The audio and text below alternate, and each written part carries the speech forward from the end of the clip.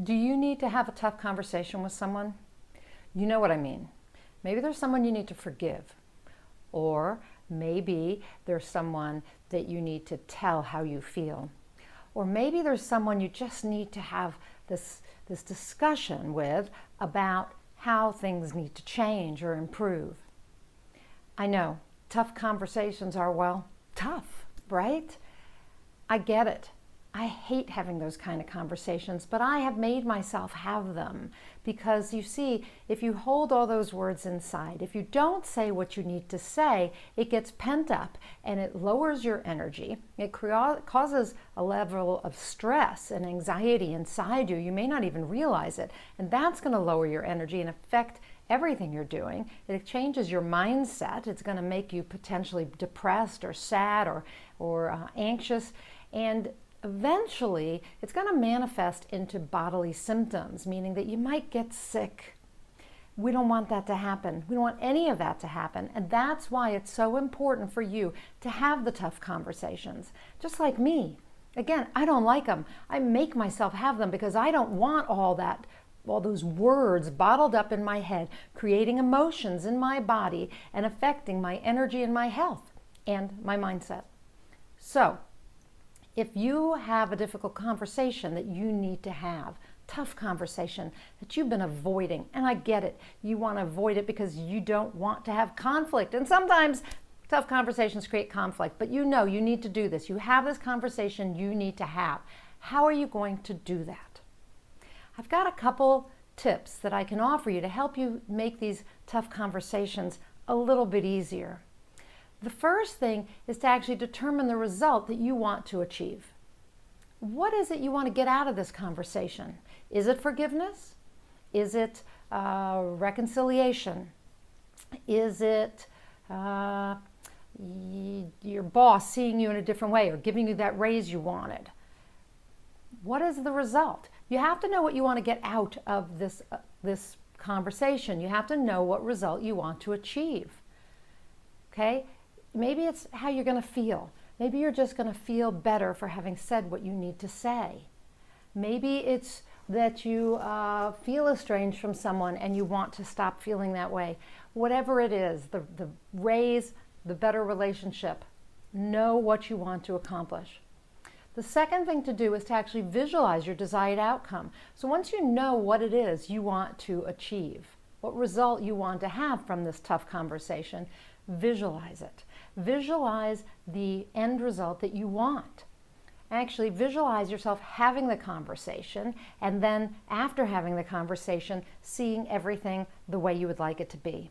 Okay? So spend that time because visualization is really important. It's going to change your energy around the actual conversation. You're going to feel differently about it because you're going to see a positive outcome. You're going to be aiming for that. If you visualize the negative outcome, which is most of us do, you're going to end up having a negative outcome. So, because, let me backtrack, because you're going to have a negative outcome because you're actually going to feel as if that's the result going in. So you go in with this anxiety about and this belief about having a bad outcome. But if you visualize having a good outcome, you go in with that confidence and enthusiasm and belief that you can have the outcome you desire. Next, don't go it alone. So there are some tough conversations we need to have that just are not well suited to doing by ourselves with this other person. So the best example I can give you of this is like in a marriage or in a long-term relationship. You're having issues, you have something you really need to say, and you just don't feel it's going to be well received. Maybe you think that you'll be judged, or there will be resentment or anger. There will be this conflict, right? And maybe in your relationship you've had trouble negotiating these kind of conflicts, these conversations, because they always seem to go that way. And so you have this expectation that it's going to go that way, and you don't want that to happen. So going to a mediator of some sort, like a counselor, can really help in a situation like this. There are all sorts of people who do mediation for different things, like business mediation, but there's also relationship mediation or divorce mediation. So think about that. Can you find someone to help you who can be there as the The person who can make sure nobody is getting into resentment, nobody is being defensive, nobody's getting angry, nobody is calling names, those sorts of things, right? That your main goal, which is reconciliation or moving forward or ending the relationship, whatever it is, and that could be a business relationship, that somebody has that in mind and is keeping focused on that end result that you want to achieve. So don't feel like you have to do this alone. You don't. Okay, the other thing that you can do is to write it out in the form of a letter is what I usually recommend. But it doesn't have to be a letter, but start out by writing down what you want to say. And here's what I suggest, especially if you have a lot of negative emotion like anger, resentment, hurt.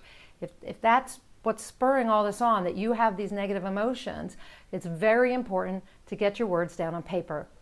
My suggestion is you write a letter to the other person. Start out with the angriest letter you can come up with. Spill out all those negative emotions. Tell them really what you think, and then don't send it. Okay? Next, what you're going to do is you are going to take another piece of paper and you're going to write another letter. And this is going to be the complete opposite. You're going to be totally forgiving and full of light and love and compassion. You're going to write the nicest letter you could that still says what you want to say, but does it with all positive emotions. Now, I know that might be hard. Put that letter aside and write a third one. This one is the middle of the road. It is between those negative emotions and those positive emotions. It's the path of equanimity. You want to be thinking in terms of how can I say this to this person in a way that's persuasive, in a way that they can hear, that they don't feel judged. Nobody's pointing a finger at them. They understand where you're coming from.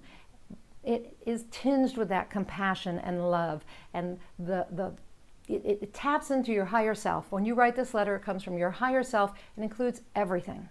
Okay? So this is the best way to do it. Once you've written that third letter, you can use that as the foundation for your conversation. You want to come from that place with that energy, and you'll have a much better result. Because here's the thing. We can be brave. Like, I love the song Brave by Sarah Bareilles that talks about saying what you want to say, letting the words fall out. I love that. But that isn't the best thing to do in most situations. I know this from experience because I'm one of those people who likes to just say whatever's on my mind. But sometimes you do that and you do create conflict. Sometimes you do that and everything falls apart because you haven't thought it through. And this is a situation where you need to be persuasive. This is a situation where you need to have planned out your communication and really thought it out, planned it out, and go in there knowing what to say and how to say it to get the result you desire. That's what's going to work best for you. Okay? So yes, speak your mind. But think about it before you do.